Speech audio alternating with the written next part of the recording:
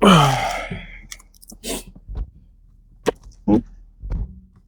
right.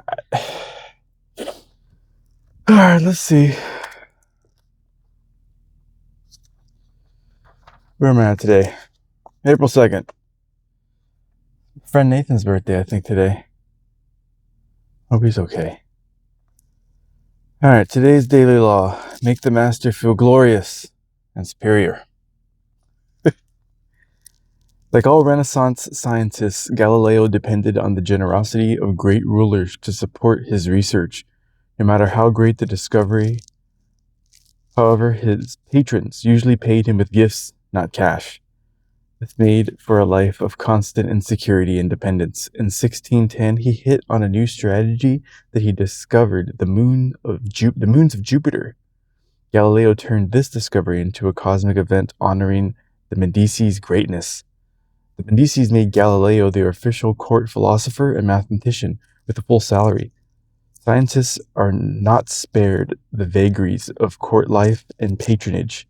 They too must serve masters who hold the purse strings, and their great intellectual powers can make the master feel insecure, as if he were only there to supply the funds, an ugly, ignoble job. The producer of a great work wants to feel he is more than just the provider, the financier. He wants to appear creative and powerful, and also more important than the work produced in his name. Instead of insecurity, you must give him glory. Galileo did not challenge the intellectual authority of the Medicis with his discovery or make them feel inferior in any way by literally aligning them with the stars. He made them shine brilliantly among the courts of Italy. He did not outshine the master. He made the master outshine all others. Daily law: not only don't outshine the master, but make those above you shine brilliantly.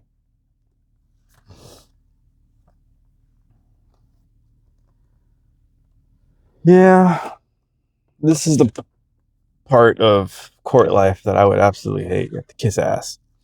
I'm not too good at that.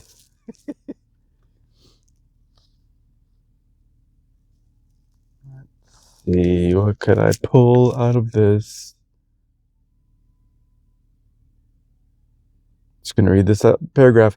Ignore the conventional wisdom about what you should or should not be doing. It may make sense for some, but that doesn't mean it bears any relation to your own goals and destiny.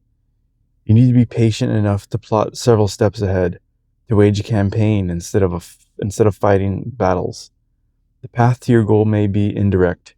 Your actions may be strange to other people, but so much the better. The less they understand you, the easier they are to deceive, manipulate, and seduce.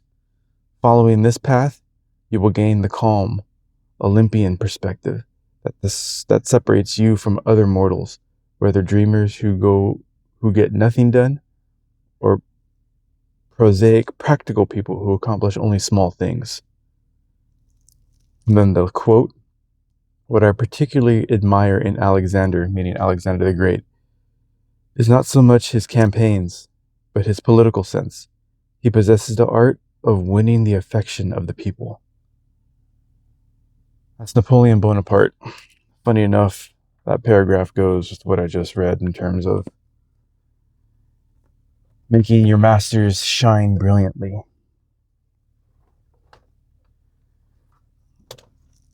Yeah, there's a level of manipulation, I guess, that goes into subtle manipulation, I guess you could say, when it comes to winning the favor of others, especially when it comes to your superiors. I guess he's right. You walk a very thin line, especially when you yourself have the potential for greatness, because then they come to see you as a threat, and that's not anything people in power want to see, especially in their own subordinates, because now it's a direct threat. It's one thing to see the threats in the opposition, but when it comes from people in your own in your own party or your own group, that's a whole nother kind of threat, because now the threat's coming from within, and those are hard to see coming. Yep.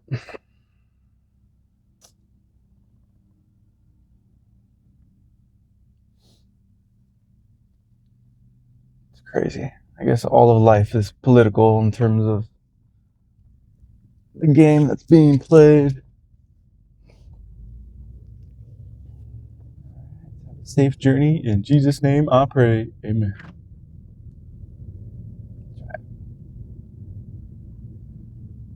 Well, I don't know how this day is going to go. My knee's feeling a little funky. My left knee. I don't know if that's from playing ping pong. There's a lot of lateral movement in ping pong. So I don't know if I should take a day off, but I like doing it, so it's going to be hard for me not to.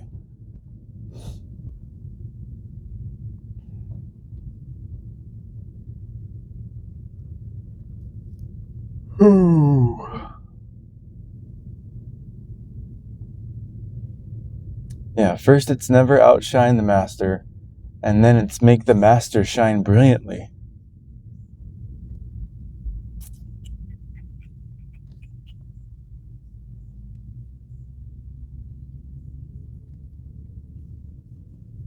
I wonder what tomorrow's page will be.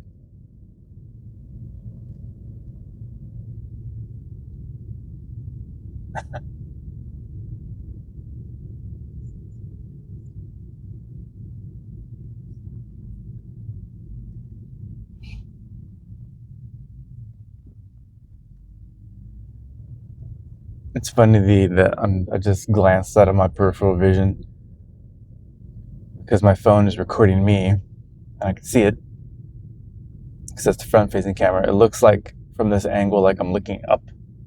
I'm not just kind of looking straight, but it looks like I'm always looking up.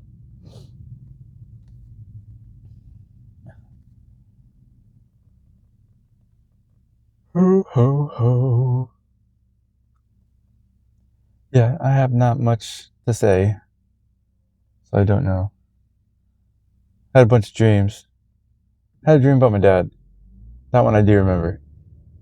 Then it was almost like a dream that was being narrated. I could hear somebody saying, maybe it was my own internal thought that I heard in the dream. But I heard like a voice say like that he's lonely.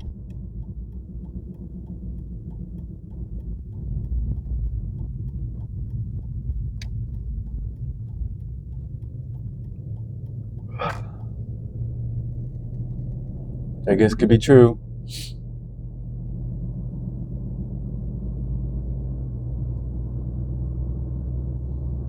Then I wonder sometimes, does he prefer that? Because I don't know. Just how he is, he seems to push people away. So I don't want to be that way. I guess there's a lesson to be learned there.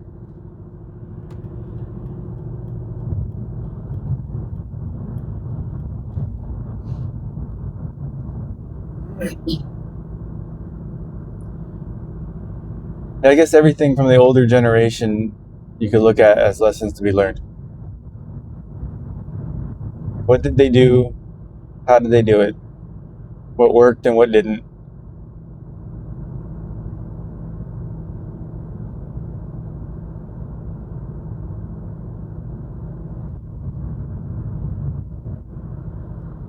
I've kind of always done that, though, to tell you the truth, when it came to my parents' relationship. Because there was so much fighting in my household. Not fighting, arguing. There was maybe only a couple times where I know something got physical. Maybe only if it was just like, pretty sure my mom was trying to hit my dad and he kind of just pushed her off of him.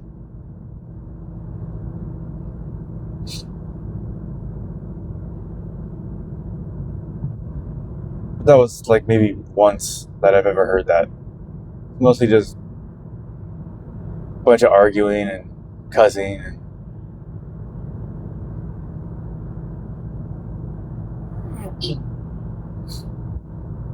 seem to remember that happening quite often.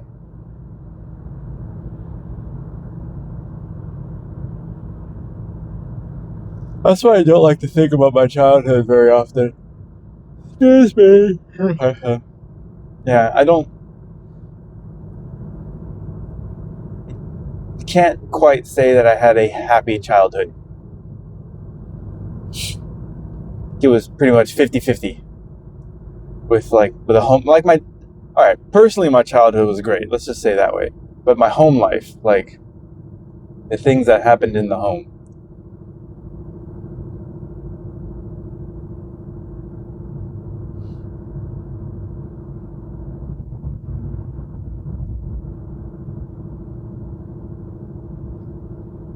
and it seems like the negatives in terms of my memory stand out a lot more than the positives. I kind of think maybe that's typical. I'm not sure. I don't know. Maybe I just didn't have all that many positives.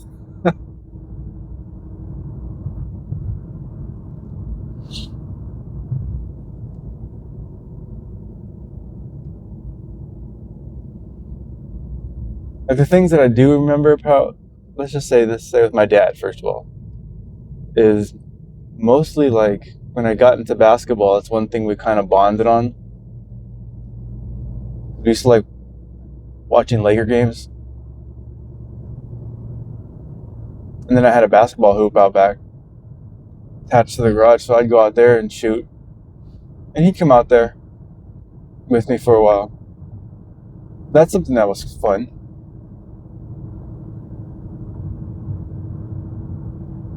What else? I don't know. That kind of seems like it, to tell you the truth. Other than that, there was not much else we could bond on. I was in the video games a lot, so I was in my room playing video games often. Which I guess they appreciated because that kept me off the streets. You know, my other friends were out riding their bikes, getting in trouble. Maybe that worked out in that way.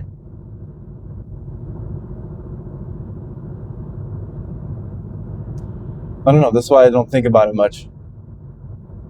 Why my memory of it isn't all that great.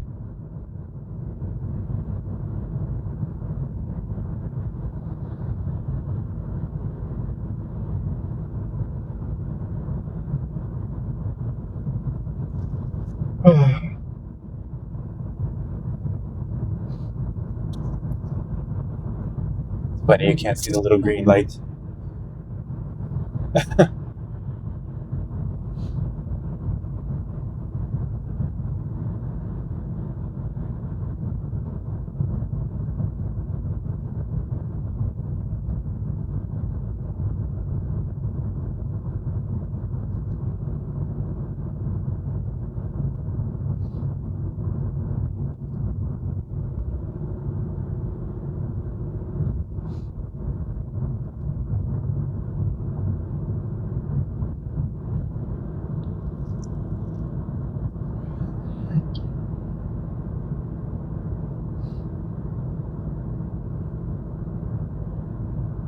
Yeah, this is gonna be a quiet video.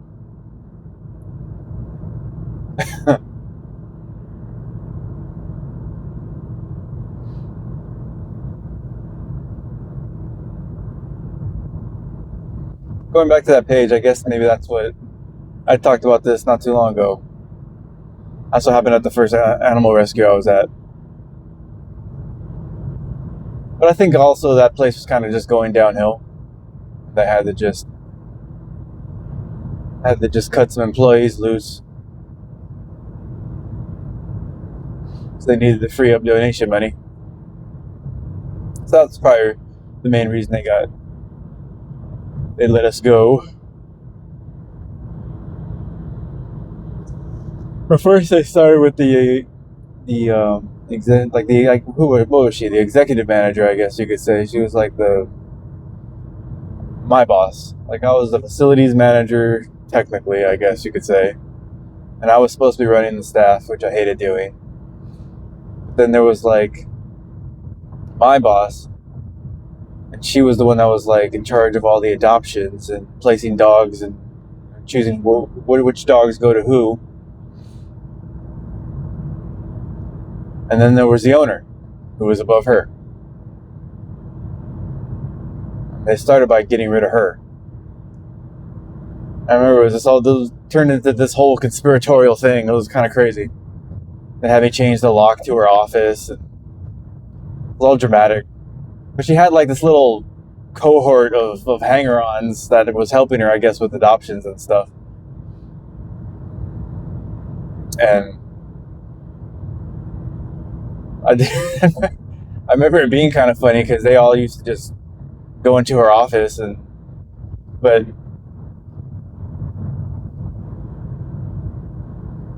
like they were, after I had changed the locks, I think they were anticipating that those people were going to try and go in there and take things. I don't know whatever information, paperwork, or whatever they could out of her office. So they had me change the lock. And I remember the day they came in to go in there, they went to open the door and confidently walk in, and it's like they almost like ran into the door because they tried to turn the knob and keep walking because they were trying to be, quick about whatever it was they were doing.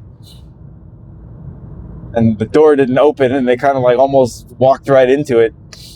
That was hilarious, I thought, to see happen. But I like kind of stayed out of all that office bullshit. I didn't really get involved in that. I was just focused on the dogs. So I didn't really know what was going on. My woman was kind of involved in all that because she was an assistant to our boss. She was like, I guess, an executive assistant or whatever that role would be called.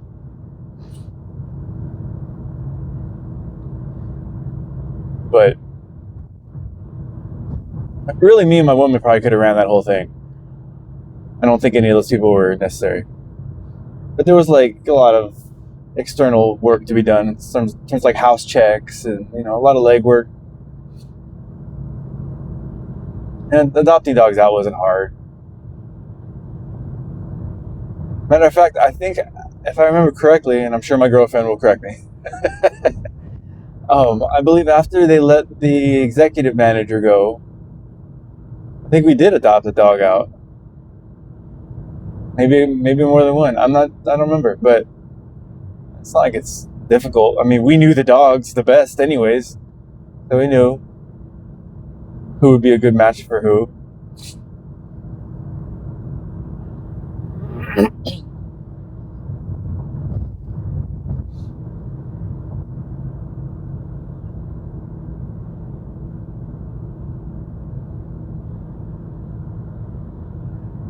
But all I wanted to do was be with the dogs anyways. That's all I enjoy.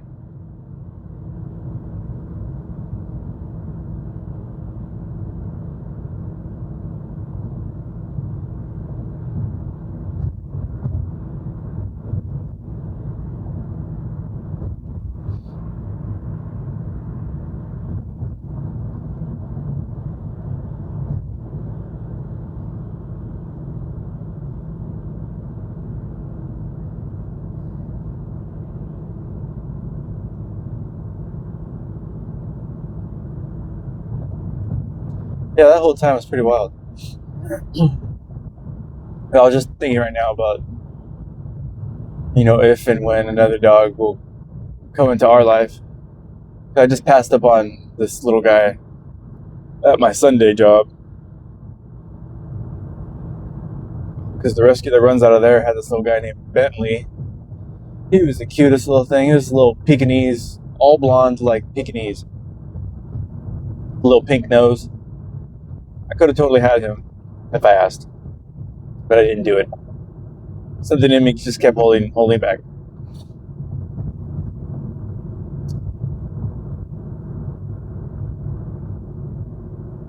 So I don't know when another dog might make an appearance in my life.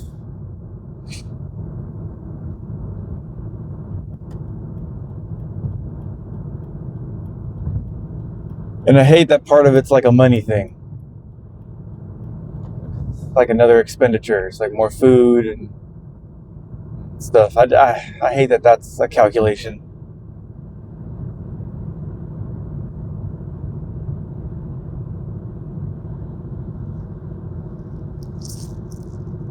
And then what pisses me off about that thought is like I shouldn't even be having to think that way. I have like a whole huge backstory to that. I should be so more far along in my financial progress in this life, and I just let others kind of derail that. It just pisses me off, and I don't want to think about it.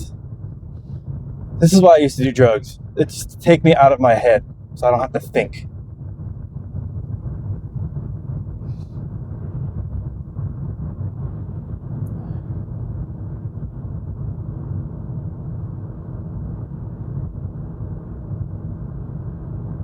And that's all I'm doing now is thinking. It's like I don't know what else to do other than what I'm doing now. And it's like I'm trying to free up money. I have to cut back on what I'm putting into my 401k. I have to drop my health insurance. I have to like slim down everything that's coming out of my check just to make my bills, really. I'm barely making that. Even that pisses me off because I shouldn't have to do any of that. I should be able to contribute what I'm contributing now. I shouldn't have to let go of my health insurance. Even though I saw a whole podcast, it seems like it's all health insurance is a big bunch of bullshit anyways. So I'm not so much worried about that because there's barely anything coming out of my check in terms of that. From what I just heard, it's like probably better off just not even having health insurance. The whole thing seems like a scam. But like my 401k, that's kind of important, and I shouldn't have to slim that back, and it just pisses me off. I would have been so much further down the line if I had just not left the job that I'm going to now. That was all the way back in 2007? I would have been at this job since 2007. That's going on almost 20 years. I would have been making easy money like the rest of these morons that are still there. When I left, there's people they're still there.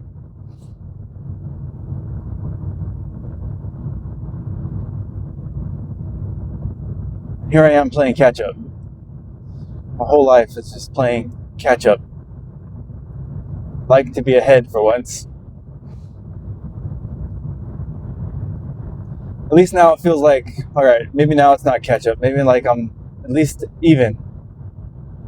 At least even with the amount of money I'm bringing in. Let's look at it that way. Like I used to have to ask for money from my parents all the time. At least now I don't have to do that. Maybe once in a great while I do, because now overtime is being cut back. So it's always something working against me. But I'm making it. That's good.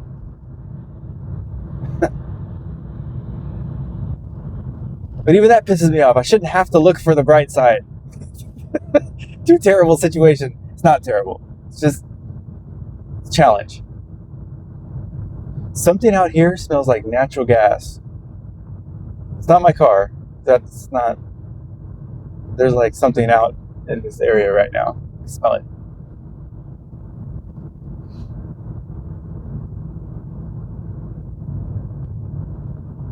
Yeah.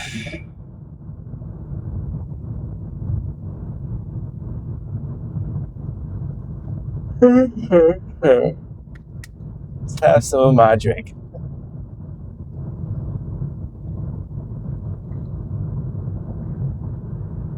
Apparently I'm going 64 miles an hour.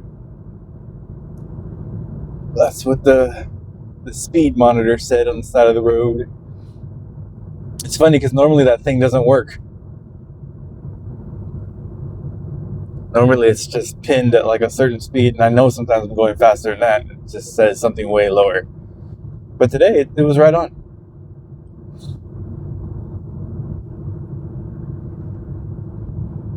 And of all the places they put it on an incline, which makes no sense.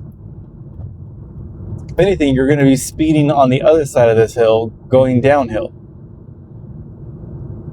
They should put it there. Nobody thinks.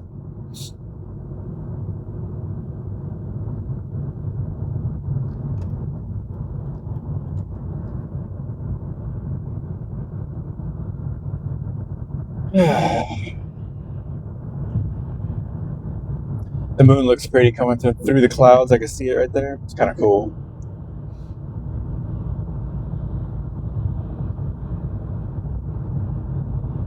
I think maybe my only hope try to really excel for it in terms of financial income is AI. I have to really find a really, really good book on like prompting or something.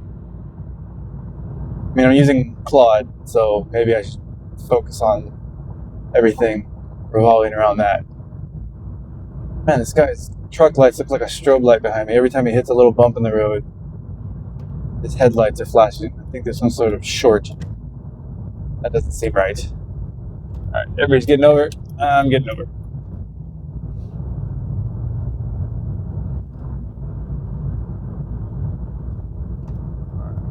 Get back.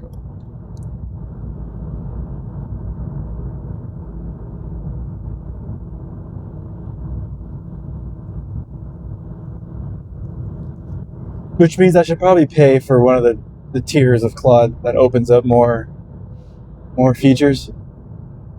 That's what they say, you know, if you're going to go into something, make an investment that makes it like you have to do this now. Like if you invested in it, you should really take it seriously.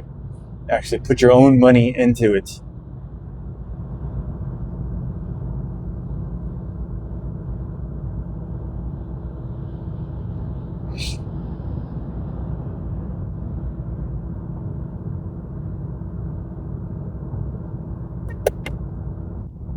Maybe, and this just popped into my head because I had done this for myself with AI, just out of curiosity, because I used to want to train, you know, do like group orientations, mainly for like beginner dog owners, because really my level of training experience is very beginner. I'm a novice, I'll be honest, but I know more than the average person, like a lot more than the average person, especially because of my experience with handling dogs. So as a handler, I have a lot of experience.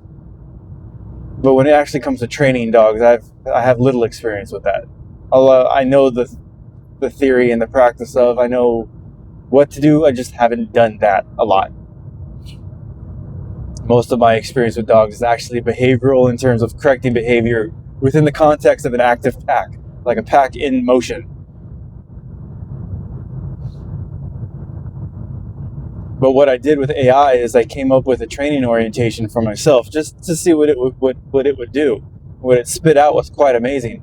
And in my head right now, what I was thinking of was maybe I could come up with personalized training orientations for other people that want to do that actually have the time to do it using AI. Because what I did is I custom my training orientation package around what interests me, because I fed it a lot of information about me. But to be honest, now that I'm saying that, anybody could do this for themselves. But if they didn't know what to do, I could offer that service to somebody. And I could come up with their orientation packet for a nominal fee. Or just do it for free. I don't know. Who knows? I'm not a businessman. I'm not business oriented when it comes to how I think.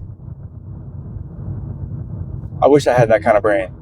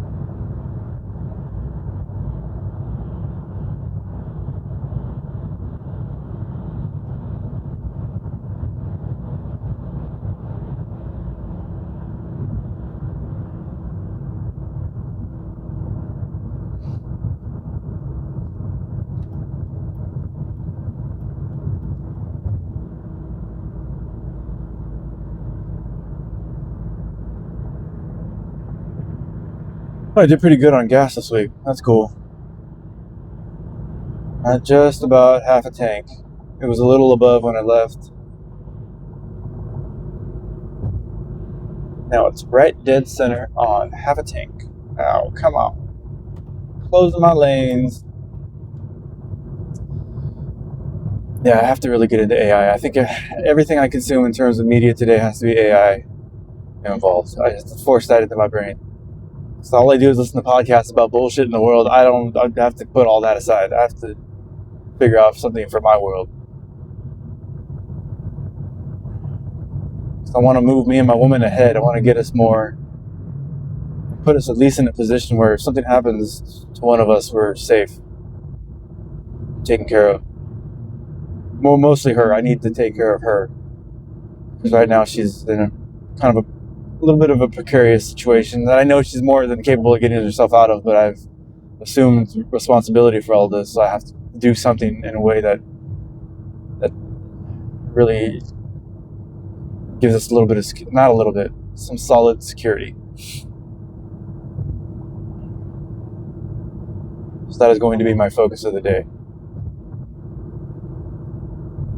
And probably from here on out. I have to put all these podcasts aside. I don't give a shit about all the stuff they talk about anymore. It's not doing anything for me. It's just wasting my time. And if I'm sitting there listening to something, it should be something that I could use. Like what little I used in terms of that training packet was astounding. Now, if I really get into it and get into the intricacies of prompting,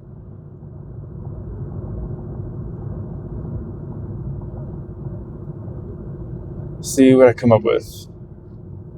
All right, this is my exit.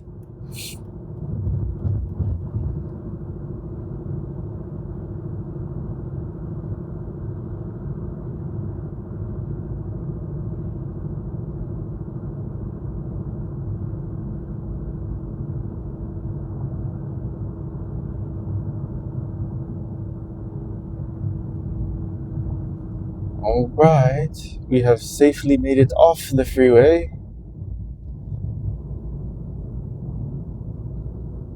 A successful journey.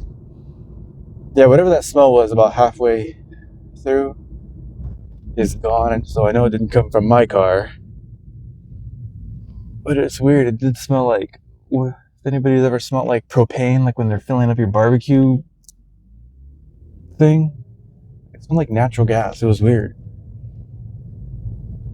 It's not out here.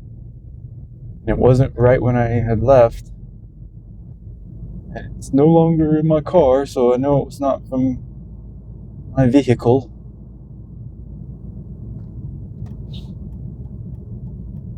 All right. Making my turn.